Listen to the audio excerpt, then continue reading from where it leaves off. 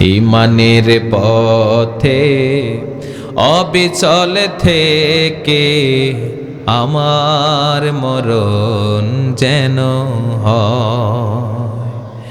ইমানের পথে অবিচল থেকে আমার মরণ যেন হয়। তোমারই কাছে মিনতি আমার, তোমারই কাছে মিনতি আমার, ও গো রহিম দয়াময়। ইমানের পথে অবিচল থেকে আমার মরণ যেন হয়। আমিন বলেন। হযরত বেলালের ঈমান ছিল। কালো সাহাবী বেলাল, টাকা নাই, অর্থ নাই, চেহারাটা সুন্দর নয়। কালো সাহাবী বেলাল এতটাই গরিব সাহাবী ছিলেন, পরনের মধ্যে লুঙ্গি পরবে সেটাও নাই। একটা গামছা পরে থাকতেন, রুমাল পরে থাকতেন, শরীরটা খালি থাকতো, কারণ গরিব, এতটাই গরিব। কিন্তু ওই বেলালের দাম এত বেশি, এত বেশি।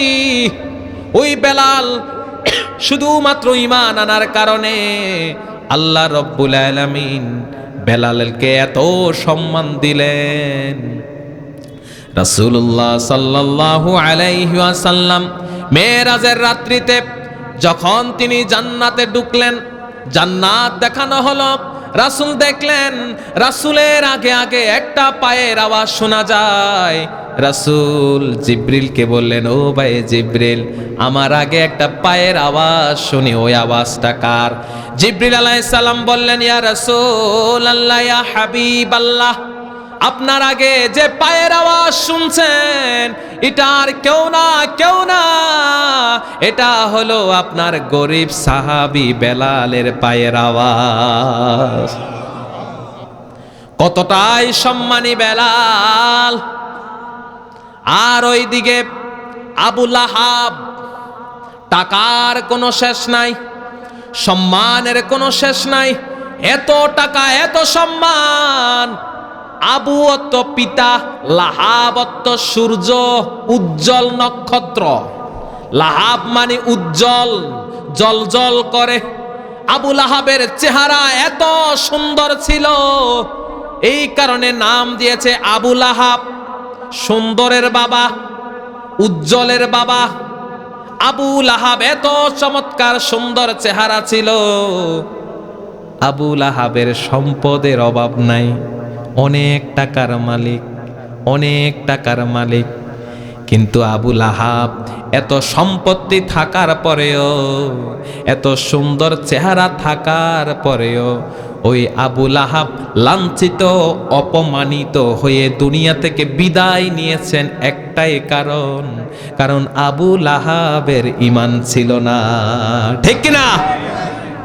আবু লাহাবের ঈমান নাই, কি লাভ হয়েছে?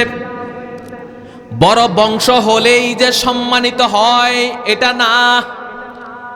আপনার বংশ বড়, আপনি সম্মানিত, এটা না, এটা না।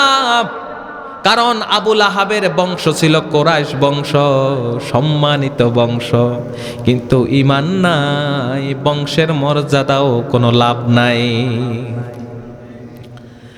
অনেক টাকার মালিক ছিল আবু জাহেল, অনেক সম্পদের মালিক, ঈমান নাই, তার সম্পত্তি কোনো কাজে আসে নাই।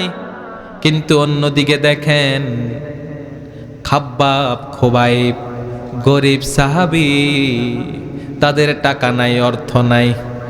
বেলাল টাকা নাই, অর্থ নাই, কিন্তু ঈমান নিয়ে এসেছেন।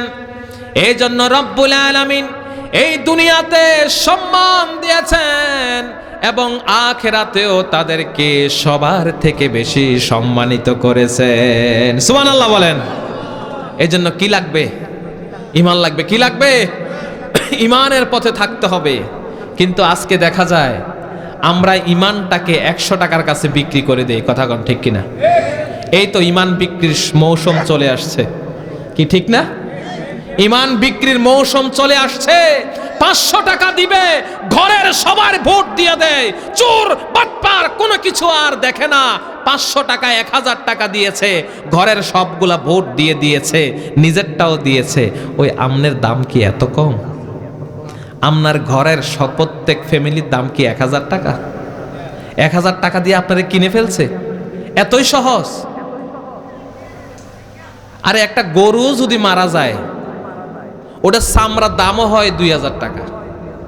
মরা গরু চামড়াও যদি নিয়ে আসে, তো আমনের দাম 1000, 500 টাকা, 100 টাকা। এক কাপ চা, এক কাপ চা দিয়ে আপনি একজন চোরকে ভোট দিয়ে দিলেন, তার মানে ইমানটা বিক্রি করে দিয়েছেন। ইন্নাল্লাহা ইয়া'মুরুকুম আন তুআদ্দুল আমানাতি ইলা আহলিহা ওয়া ইযা হাকামতুম বাইনান নাস। কে বলেন? রব্বুল আলামিন বলেন, তোমাদেরকে নির্দেশ দিয়েছি তোমাদের আমানত যথাযথ জায়গায় ফিরিয়ে দাও। আমানত কি? ঈমান, আপনার বিবেক, এটা আল্লাহ আমানত রেখেছেন। এই ভোট একটা আমানত, এই ভোটটা তুমি তাকে দাও যে পাওয়ার যোগ্য। এই জন্য আল্লাহ বলেন যে আমানত দিয়েছি এটা যথাযথ জায়গায় ফিরিয়ে দাও। কিন্তু আমরা তো আজকে টাকা পেয়ে আর মাথা ঠিক থাকে? 1000 টাকা পাইলে 1 কেজি গরুর গোশত কিনা যায় নাকি? আর 5 বছর কদু খায়, একদিন গোশত খায়। এই হলো আমরা বাঙালি। আপনাকে 1000 টাকা দিয়ে ওই চোরেরা হাজার হাজার কোটি টাকা দুর্নীতি করে বিদেশে বাড়ি করে, ঠিক কিনা? আর আমাদেরকে 5 বছরে কত দেয়? 1000। এ টাকার লোভ যদি না থাকে, রাগ করিয়েন না বাবারা, রাগ করিয়েন না। এ টাকার লোভ ছেড়ে দেন, বাকি জীবন শান্তিতে সুখে থাকবেন, ঠিক কিনা? টাকার লোভ ছেড়ে দেন, আল্লাহ কবুল করুক, বলেন আমিন।